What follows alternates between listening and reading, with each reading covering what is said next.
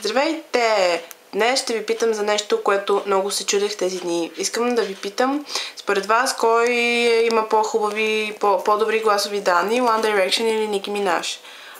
Също така, кой заслужаваше повече да спечели повече награди на MTV Music Awards?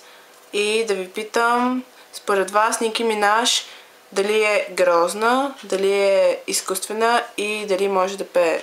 Значи тя е едно страхотно човеченце, което аз много обичам. Поред вас One Direction гейове ли са?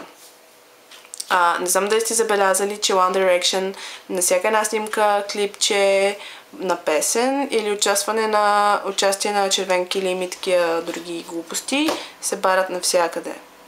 Доста гейско.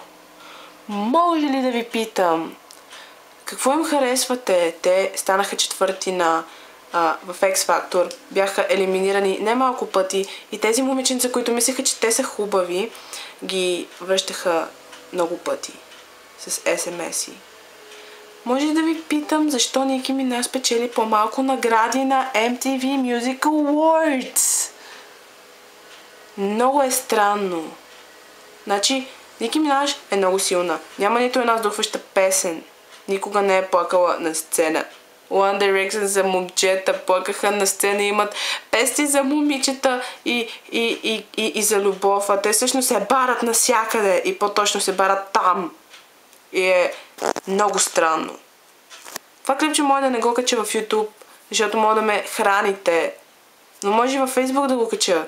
Но ще го кача на двете места, да видите, че не ми пука. One Direction sucks.